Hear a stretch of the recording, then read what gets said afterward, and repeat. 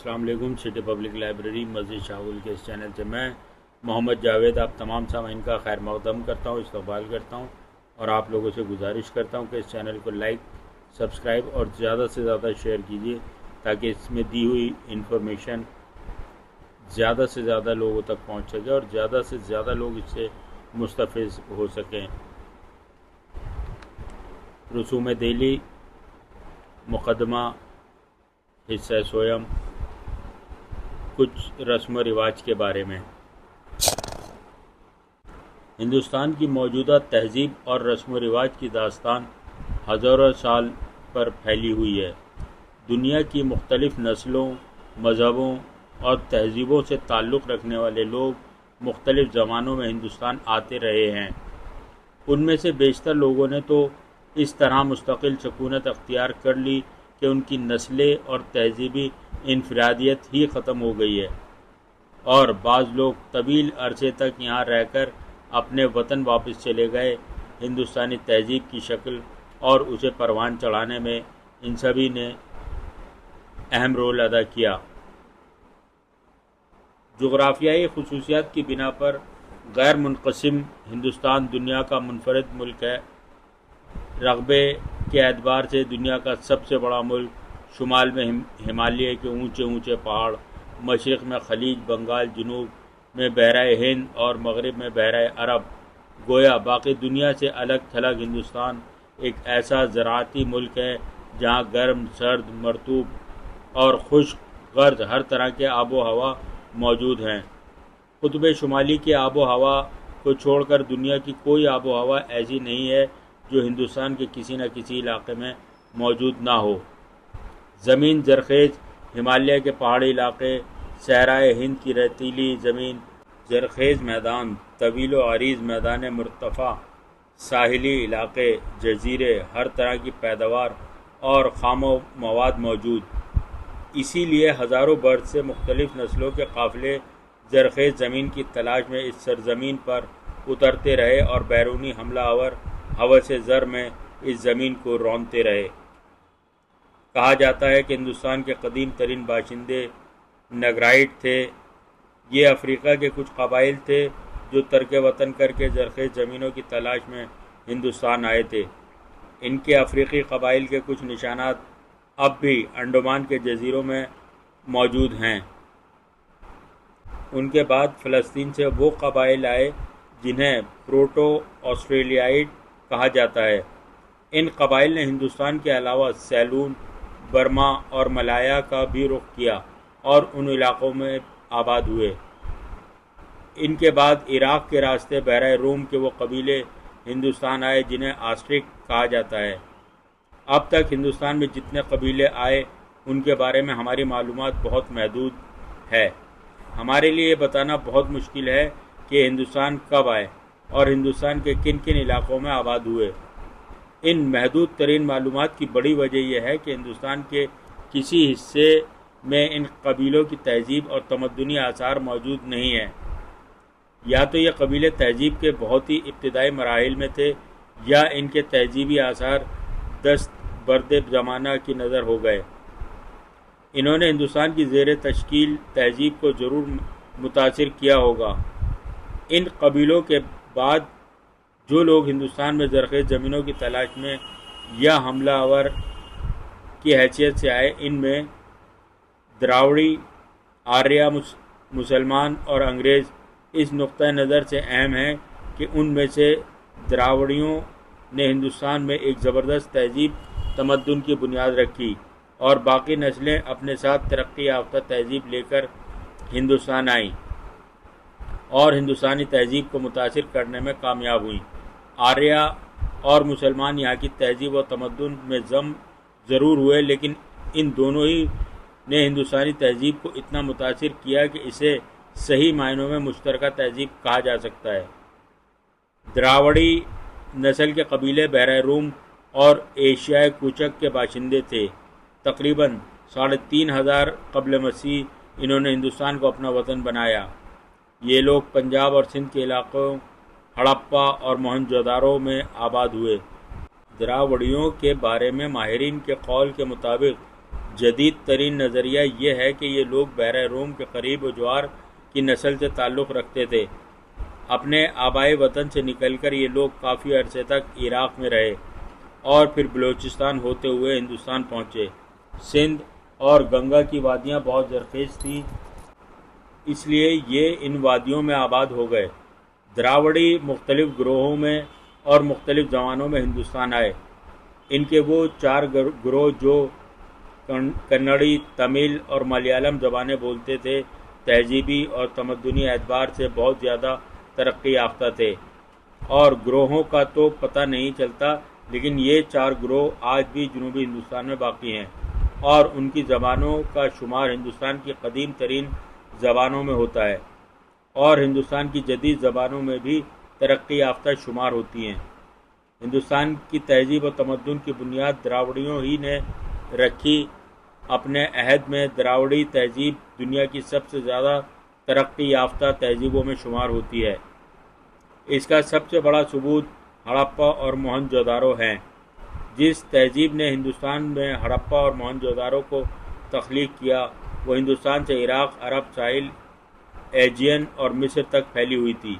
بقول ڈاکٹر سید عابد حسین، اس تہذیب نے اتنی ترقی کر لی تھی کہ وہ دریائے سندھ کی وادی میں کئی شہری ریاستیں بنا لیں۔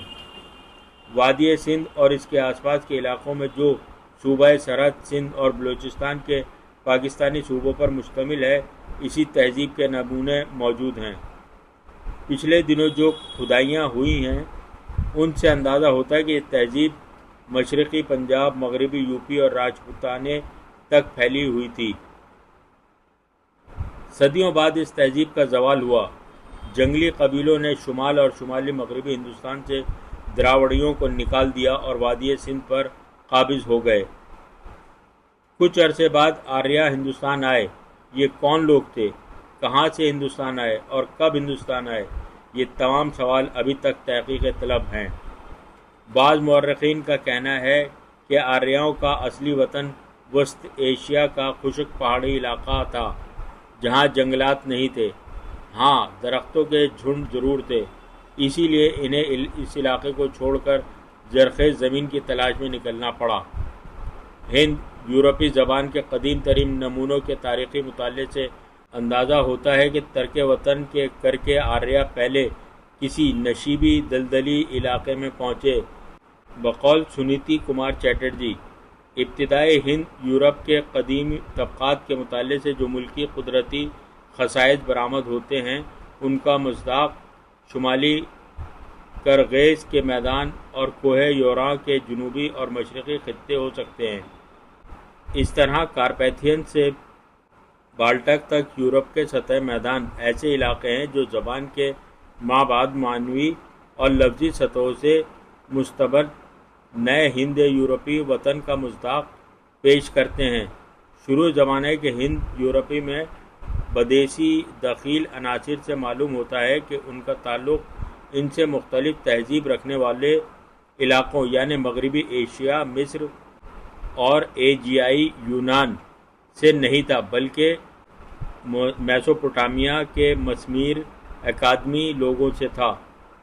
براند نیستائن کے مطابق اس متفق علیہ مفروضہ کی ذرا سی ترمیم کے ساتھ توثیق ہو جاتی ہے کہ وسطی ایشیائے ہند یورپیوں کا اصل زاد و بوم ہے۔ آریہ ایک خانہ بدوش جنگ جو قوم کی حیثیت سے ہندوستان میں داخل ہوئے تھے، لیکن کچھ ہی عرصے بعد انہوں نے زراعتی خضری زندگی اختیار کر لی۔ ہندوستان میں آریاؤں کا پہلا سابقہ ان جنگلی قبیلوں سے پڑا جو دراوڑیوں کو نکال کر شمال اور شمال مغربی ہندوستان پر قابض تھے۔ آریہ لوگ ان قبیلوں کے مقابلے میں زیادہ مہذب اور زیادہ جنگجو تھے، اس لیے معمولی کوشش سے انہوں نے جنگی قبیلوں کو ان کے علاقوں سے نکال دیا۔ دوسری نسل جس سے آریاؤں کا سابقہ پڑا دراوڑی تھی۔ آریاؤں کو دراوڑیوں پر جسمانی برتری تھی اور آریہ جنگ کی بہتر طریقوں سے واقف تھے، اس لیے انہوں نے دراوڑیوں کو بھی ان کے علاقوں سے نکال کر جنوبی ہند میں دھکیل دیا، جہاں آج تک وہ آباد ہیں۔ ابتدا میں کافی عرصے تک دراوڑیوں اور آریاؤں میں مغایرت رہی ہوگی۔ یہ دونوں نسلیں ایک دوسرے سے نفرت کرتی ہوں گی، اگرچہ آہستہ آہستہ یہ مغایرت اور نفرت دور ہوئی، لیکن آریاؤں نے دراوڑیوں کو ہمیشہ خود سے کمتر سمجھا، جس کی وجہ سے ذات پات کے نظام نے جنم لیا۔ اس حقیقت سے انکار نہیں کیا جا سکتا کہ آج ہندوستان کی جو مشترکہ تہذیب ہے، اس کی بنیادیں دراوڑیوں ہی نے فراہم کی تھی۔ آریہ لوگ پہلے سندھ میں داخل ہوئے، وہاں پنجاب میں پھیلے اور پھر مشرقی ہندوستان میں آباد ہونا شروع ہوئے۔ آریائی اور دراوڑی تہذیب نے جس مشترکہ تہذیب کو جنم دیا، اس کا اظہار آریاؤں کے 4 ویدوں میں ہوتا ہے۔ ان 4 ویدوں میں سب سے اہم رگ وید ہے۔ ان ویدوں کے ذریعے ہندو مذہب ہندوستان کے بہت بڑے حصے میں پہنچ گیا۔ یہ مذہب اتنا منظم اور منطقی تھا کہ خود دراوڑی قوموں نے بھی اسے قبول کرنے میں تعامل نہیں کیا۔ ہندوستان کو آریاؤں کی سب سے بڑی دین زبان تھی۔ دراوڑی جنوبی ہند میں سمٹ کر رہ گئے، جس کی وجہ سے ملک کے دوسرے حصوں میں ان کی زبانیں یعنی تمل، تیلگو، ملیالم اور کنڑ کو فروغ کا موقع نہیں مل سکا۔ اس کے برعکس آریہ تمام ملک میں پھیلے، جس کی وجہ سے ان کی زبان بھی پورے ملک میں پھیلی۔ چونکہ آریہ مختلف گروہوں اور مختلف اوقات میں ہندوستان آئے تھے، اسی لیے ان کی کوئی ایک زبان بھی نہیں تھی۔ ان میں مختلف بولیاں رائج تھیں۔ ان بولیوں نے ایک ادبی زبان کو جنم دیا۔ تقریباً 600 سال قبل مسیح تک یہ ادبی زبان بقول سنیتی کمار چیٹرجی افغانی سرحد سے لے کر بنگال تک اپنے قدم جما چکی تھی۔ اس ادبی زبان میں 4 وید لکھے گئے۔ ان ویدوں کے لکھے جانے کے بعد ویدی ادبی یا شاعری کی زبان کا روپ متعین ہو گیا۔ اسی زبان نے مزید ترقی پا کر سنسکرت کا نام پایا۔ یہ ایک زندہ زبان تھی اور تھوڑی بہت تبدیلیوں کے ساتھ ہر جگہ استعمال ہوتی تھی۔ یہ صرف عالموں اور مذہبی رہنماؤں کی زبان نہیں تھی، بلکہ بقول سنیتی کمار چیٹرجی اس زبان کو وہ پیشہ ور لوگ بھی استعمال کرتے تھے جو بالکل گنوار نہیں تھے۔ آریائی خاندان کی دوسری بولیاں اس زبان سے مختلف تھیں اور ان بولیوں کا نشو و نما بھی بغیر کسی روک ٹوک کے جاری تھا۔ ان بولیوں نے 3 روپ اختیار کیے۔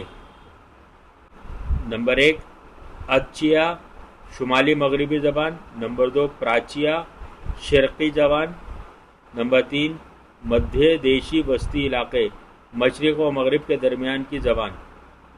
مدھیہ دیشی زبان مختلف مدارج سے گزری۔ اس نے پہلے اولین پراکرت یعنی پالی کی شکل اختیار کی، پھر یہ پراکرت ہوئی اور پھر اب بھرنش نے بہت سی بولیوں کا روپ اختیار کیا۔ ان بولیوں کو گریرسن نے مشرقی ہندی اور مغربی ہندی میں تقسیم کیا۔ مغربی ہندی کی بولیوں میں برج، کھڑی بولی، کنوجی، بندیلی اور ہریانوی ہیں۔ جدید اردو کی بنیاد کھڑی بولی پر ہے۔ آریاؤں کے بعد ایک نسل ہندوستان آئی اور وہ تھی یونانی۔ یونانی لوگ سکندر کے ساتھ حملہ آور کی حیثیت سے ہندوستان آئے۔ ان سے بڑی تعداد مستقل سکونت اختیار کر لی۔ شمالی مغربی ہند میں یونانی چھوٹی چھوٹی ریاستوں کے حکمراں ہو گئے، لیکن یہ لوگ اتنے کم عرصے ہندوستان میں رہے کہ ان کی تہذیب کا ہندوستان تہذیب پر کوئی نمایاں اثر نہیں پڑا، اور جو لوگ یہاں رہ گئے، ہندوستان کی طاقت اور ترقی یافتہ تہذیب نے ان پر ایسا جادو کیا کہ بودھ مذہب اختیار کر کے انہوں نے ہندوستان تہذیب کو اپنا لیا۔ کہا جاتا ہے کہ سنسکرت کی کلاسیکی ادب اور خاص طور سے ڈرامے پر یونان کا گہرا اثر ہے۔ ممکن ہے کہ یہ خیال درست ہو، لیکن یہ نظریہ ابھی مزید تحقیق طلب ہے۔ یونانیوں کی کافی عرصے بعد عرب ہندوستان آئے۔ کہا جاتا ہے کہ اسلام کے ظہور سے پہلے ہی عربوں کے ہندوستان سے تجارتی تعلقات تھے۔ عرب سندھ کے علاقے میں آتے تھے، یہیں اپنا سامان فروخت کرتے اور ہندوستانی اشیاء خرید کر مختلف ممالک میں لے جاتے۔ حملہ آور کی حیثیت سے محمد بن قاسم پہلی بار 711 عیسوی میں ہندوستان آیا۔ اس نے ملتان تک سندھ کا پورا علاقہ فتح کر لیا۔ وہ خود تو ہندوستان میں صرف 3 سال تک رہا، لیکن اس کا مقبوضہ علاقہ تقریباً 2 صدی تک خلافت عرب کے تحت رہا۔ یہ تو ممکن نہیں کہ ان 2 صدیوں میں ہندوستانی اور عربوں نے ایک دوسرے کی تہذیب و تمدن اور طرز فکر اور روایات کو متاثر نہیں کیا ہو، لیکن عربوں کا یہ اثر ہندوستان کے ایک مخصوص علاقے تک محدود رہا، باقی ہندوستان پر اس کا کوئی اثر مرتب نہیں ہوا۔ 10ویں صدی عیسوی کے اختتام پر غزنوی خاندان کے بادشاہ ہندوستان کی طرف متوجہ ہوئے۔ امیر سبکتگین اس خاندان کا پہلا بادشاہ تھا جس نے ہندوستان پر حملہ کیا اور پشاور پر قابض ہو گیا۔ سبکتگین کے بیٹے محمود غزنوی نے ہندوستان پر 17 حملے کیے، اگرچہ وہ صرف ہوس زر میں ہندوستان پر حملے کرتا تھا اور اس کا یہ مقصود نہیں تھا کہ وہ ہندوستان میں اپنی حکومت قائم کرے، پھر بھی پنجاب کا تمام مغربی حصہ حکومت غزنی میں شامل ہو گیا اور ادھر قنوج و گجرات تک مسلمانوں کے اثرات پھیل گئے۔ محمود غزنوی کے بعد اس کے وارثین نے بھی ہندوستان پر حملے کیے اور یہیں کے بعض علاقوں پر قابض رہے، لیکن ہندوستان میں غزنویوں کی حکومت برائے نام تھی۔ ان کے مقبوضہ علاقوں کی حیثیت صرف ایک صوبے کی تھی جس کا باقی ہندوستان پر کوئی واضح اثر نہیں تھا۔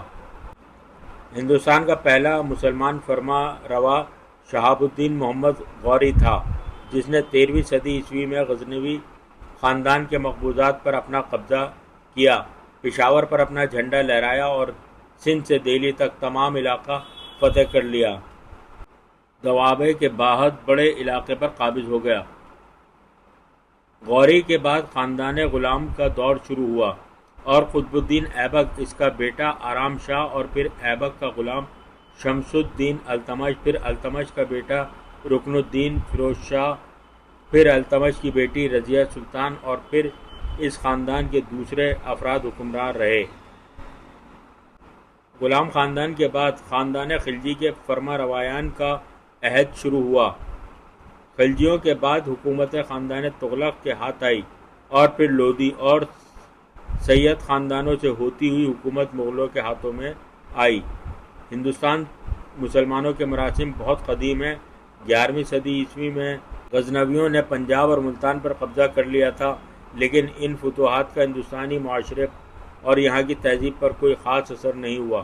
البتہ جب 13ویں صدی عیسوی میں شہاب الدین غوری ہندوستان کا پہلا مسلمان فرما روا بنا تو یہ اثرات واضح ہونا شروع ہوئے۔ اس موضوع پر کچھ اور کہنے سے پہلے اسلامی تہذیب کے بارے میں کچھ عرض کرنا ضروری ہے۔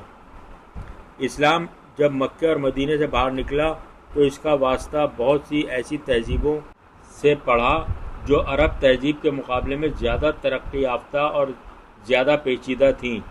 ان تہذیبوں نے اسلام کے سیاسی، سماجی اور تہذیبی نظام کو متاثر کیا۔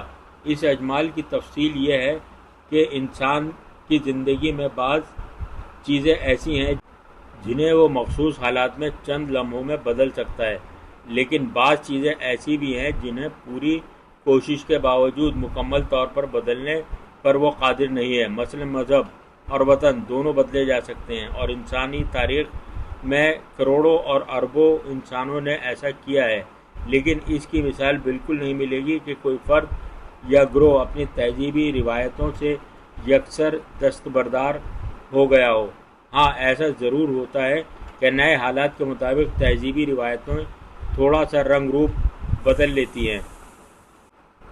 جب انسان مذہب یا وطن بدلتا ہے تو نئے مذہب اور وطن کی روایتوں سے متاثر ہوتا ہے، ایک مختلف اور بعض اوقات بالکل نئے سماجی اور تہذیبی نظام سے اس کا واسطہ پڑتا ہے۔ اس تہذیبی اختلاط میں کئی صورتیں پیدا ہوتی ہیں۔ انسان اپنی بعض ایسی تہذیبی روایتوں کو برقرار رکھتا ہے جن کا نئے نظام سے براہ راست ٹکراؤ نہیں ہوتا۔ بعض روایتوں میں تھوڑی سی تبدیلی کر کے انہیں اس انسانی گروہ کے لیے قابل قبول بنا دیتا ہے جس میں وہ داخل ہوتا ہے، اور بہت سی نئی روایتوں کو خود قبول کر لیتا ہے۔ نئے اور پرانے سماجی، تہذیبی اور مذہبی گروہوں کے ایک ساتھ رہنے سے ایسی تہذیبی روایتیں جنم لیتی ہیں جن میں غیر محسوس طریقے سے دونوں گروہوں کی تہذیبی اقدار در آتی ہے۔ اور جو مشترکہ کلچر کی بنیاد بنتی ہے۔ اسلام ریگستانوں میں رہنے والے سیدھے سادے، ایماندار، سچے، کھرے اور خدا کے نام پر جان و مال قربان کر دینے والوں کا مذہب تھا۔ اس مذہب کی بنیاد قرآن اور حدیث پر رکھی گئی تھی۔ اسلام کے ابتدائی دور میں سب علماء اس پر متفق تھے کہ قرآن اور حدیث جس کام کی اجازت نہ دے وہ غیر شرعی اور ناجائز ہے۔ بعد میں اس مسئلے پر خود علماء میں اختلاف رائے ہو گیا، جس کا ذکر آگے آئے گا۔ اسلام جب مکے اور مدینے سے نکل کر باہر آیا تو اس کا سابقہ مختلف سیاسی، سماجی اور تہذیبی روایتوں سے پڑا۔ اسلام نے جس جمہوری نظام کی تبلیغ کی تھی وہ بادشاہت میں بدل چکا تھا۔ خلفاء بنو امیہ مسلمان ضرور تھے، لیکن ان میں مسلمانوں والی کوئی بات نہیں تھی۔ بقول ڈاکٹر تارا چند، خلفاء بنو امیہ نسل پرست عرب تھے اور غیر عربی مسلمانوں کو تحقیر کی نگاہ سے دیکھتے تھے۔ انہوں نے خلیفہ کے دو اہم فرائض کو جو ان کے منصب کا لازمی جزو ہیں عملی طور پر ترک کر دیا۔ عدلیہ کا انتظام انہوں نے قاضیوں اور مفتیوں کے سر ڈال دیا اور نمازوں میں امامت کی ذمہ داری قبول کرنے پر کم ہی آمادہ ہوئے۔ ان کی خاص دلچسپی جنگ اور فتح میں تھی۔